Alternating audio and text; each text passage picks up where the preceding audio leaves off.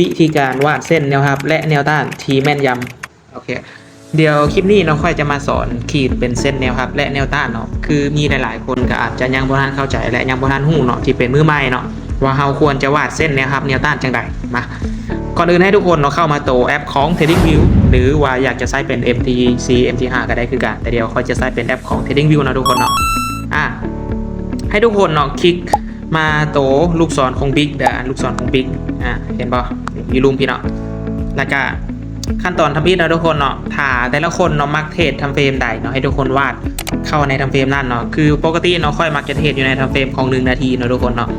แล้วให้ค่อยเนาะให้ทุกคนเนาะต้องเข้ามาตัวทำเฟรมของ1ชั่วโมงนะทุกคนเนาะคนไหนที่ว่าเทรดทำเฟรม1นาทีก็เข้ามาในทำเฟรม1ชั่วโมงโอเคนี่เข้ามาในทำเฟรมของ1ชั่วโมงโอเค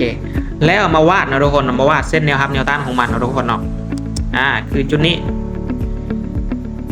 เข้ามานี้เข้ามาตัวฮูกของบิ๊กเส้นแนวนอนมาวาดเส้นแนวต้านที่ว่าสูงสุดก่อนโอเคจุดที่1อันนี้มันเป็นจุดที่1นะทุกคนเนาะนะครับจุดที่2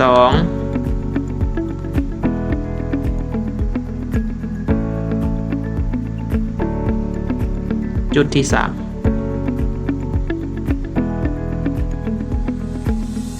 เดี๋ยวจุดที่4นะทุกคนเนาะจุดที่4คือจุดนี้คือตอนนี้เราได้แล้วเนาะเส้นที่ว่าเป็นนะครับแนวต้านในทำเฟรมของ1ชั่วโมงเนาะทุกคนเนาะโอเคเราลองมาเบิ่งในทำเฟรมของ1นาทีเบิ่งโอเคอันนี้มันเป็นทำเฟรมของ1นาทีนะทุกคนเนาะนี่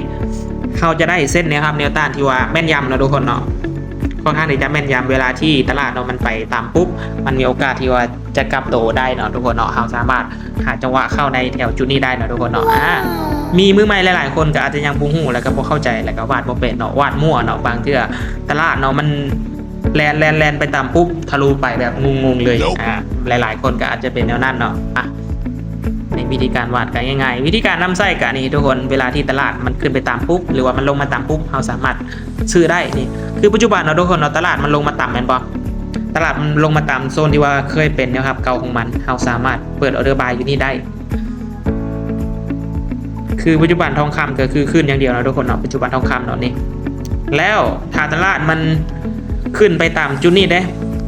เราก็สามารถทำการเซลล์ได้เนาะทุกคนเนาะแต่ถ้าหากว่าเราอยากจะเซลล์แถวทางรูมมันก็บ่ค่อยโอเคปานใดเนาะทุกคนเนาะ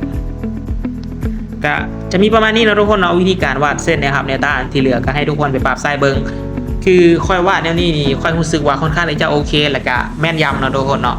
ถ้าบ่อยากพลาดคลิปใหม่ๆก็อย่าลืมกดติดตามเอาไว้นะทุกคนเนาะเดี๋ยวเจอกัน EP ต่อไปนะทุกคนเนาะบ๊ายบาย